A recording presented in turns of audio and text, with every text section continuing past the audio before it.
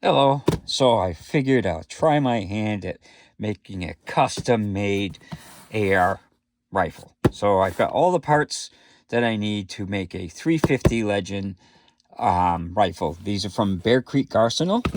So, and the reason why I went with this is the price. They were having a pretty good deal. So I got the upper for 210, complete upper, and then I got the lower for like 190. So, and mags and all that. So basically, with all the transfer fees, shipping and things, I got 3 mags to go with it because it doesn't come with the mags and stuff. So these were, I spent like $60 on mags and stuff. So it was all just about $500.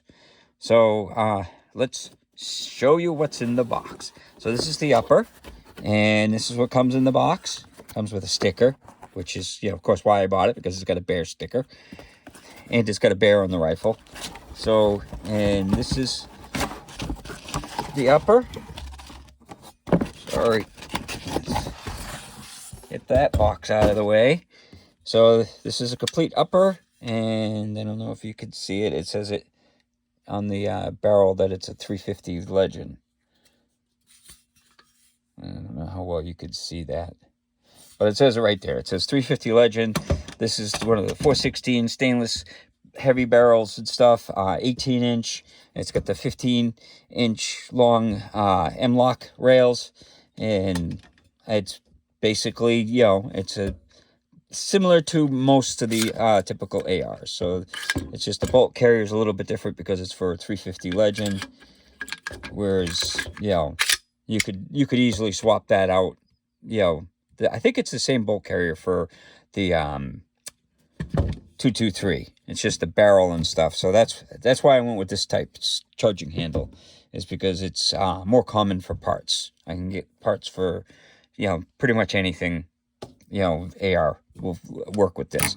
So that's the upper, and let's move it aside and we'll show you the lower, which was a complete lower. And this is what comes in the box, the lower.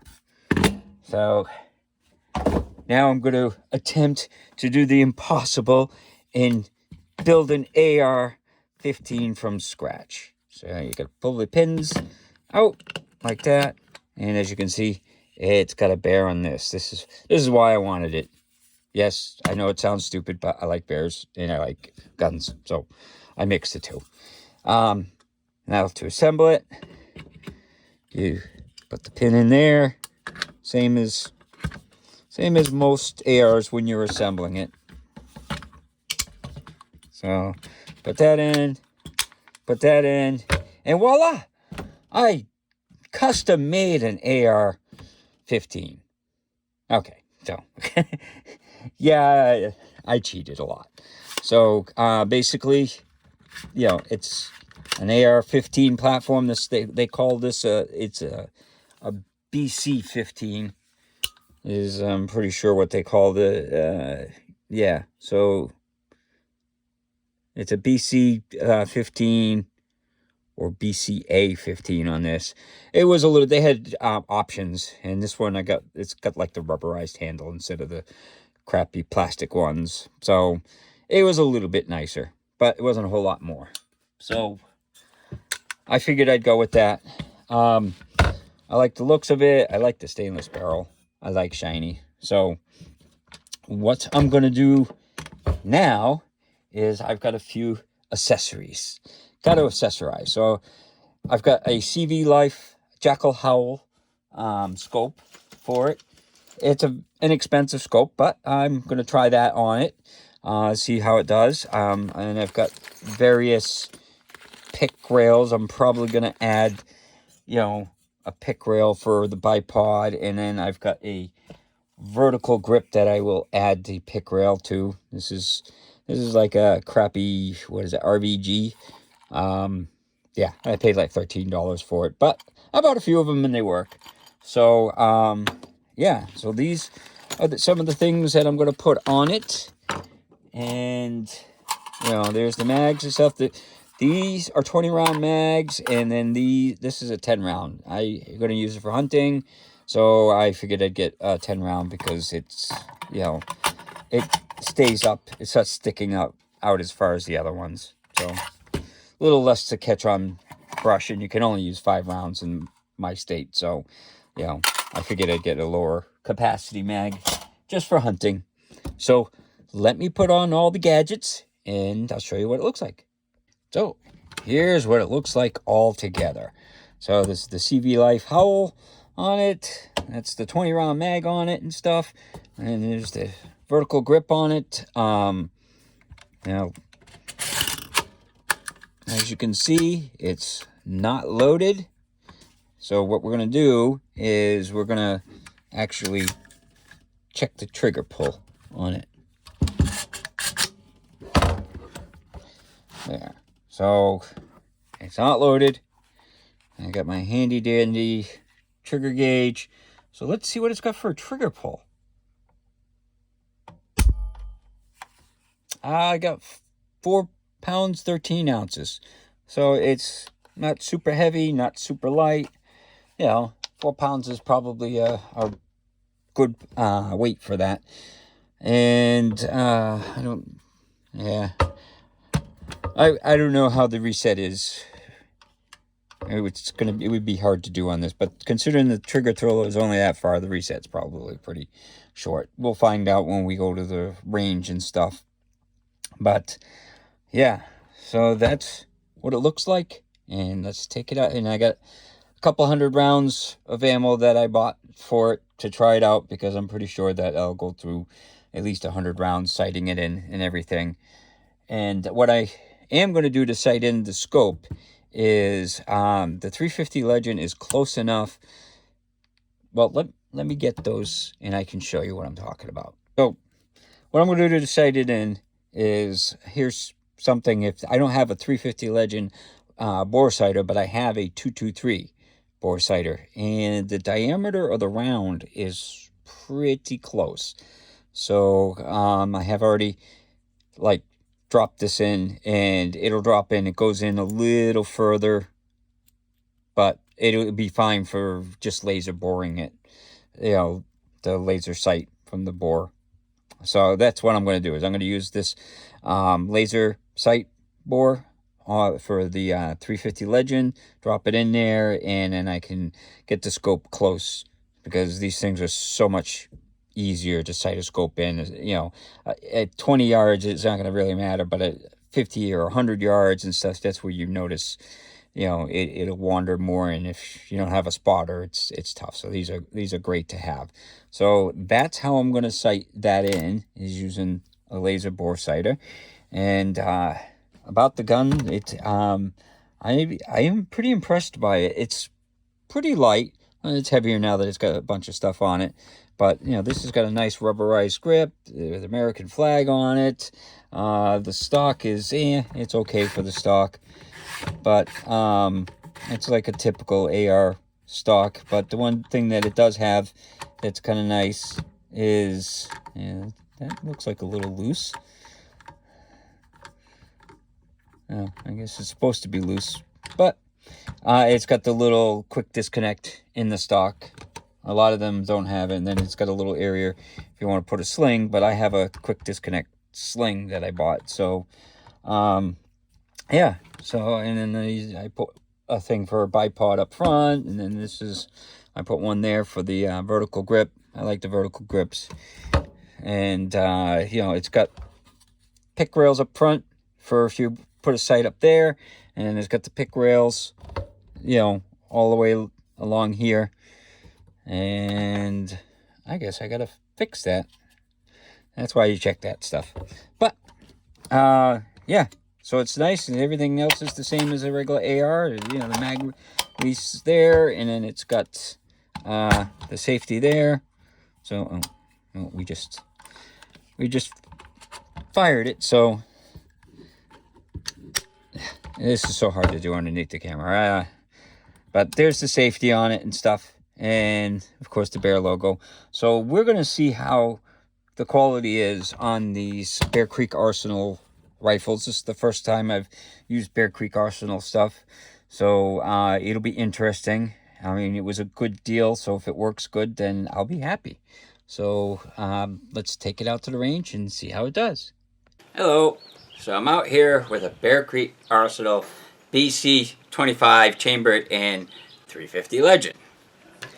So I sighted it in using the Winchester ammo, and it jams almost every round. So this time I'm going to try some of the Hornady American Whitetail. I only put 10 rounds in because I don't know if it's going to jam. So let's see how it does.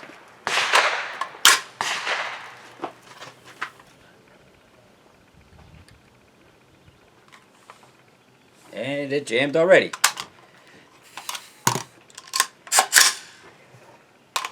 It has feed problems. So, yeah. So, I don't know how well you can see it, but it doesn't feed all the way up in. So you have to clear it. Let's see if I can get at least a few. Yeah. No, it's doing it pretty much every round.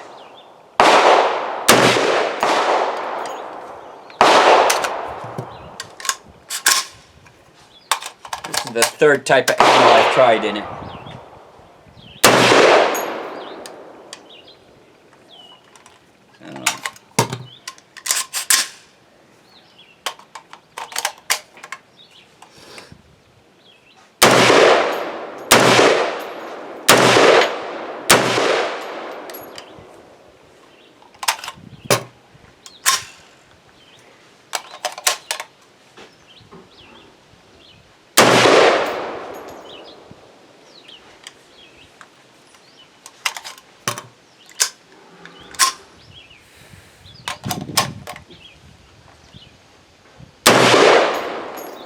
Oh, so it's still having feed problems. Now, I've already put, this is like 80 rounds I've already put through it. And I don't know, maybe it needs a break in, but I bought a couple hundred rounds to try it out, so we'll see how it does. But it's dead on for accuracy. But again, this is the Bear Creek Arsenal. It's got the CV Life Jackal on it, and it's chambered in 350 Legend. So, out at the range, the Bear Creek Arsenal 350 Legend had some feed issues. So, I'm going to go over that real quick. The research that I have been doing, what the problem is the mags. So, these are CMMG mags made for the 350 Legend, but the problem that everybody's saying is, see that?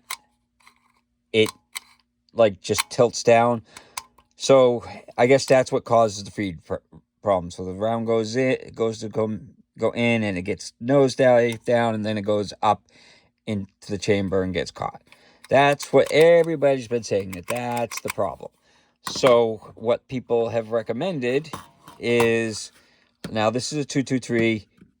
You can't use a 223 mag because of the little thing right there.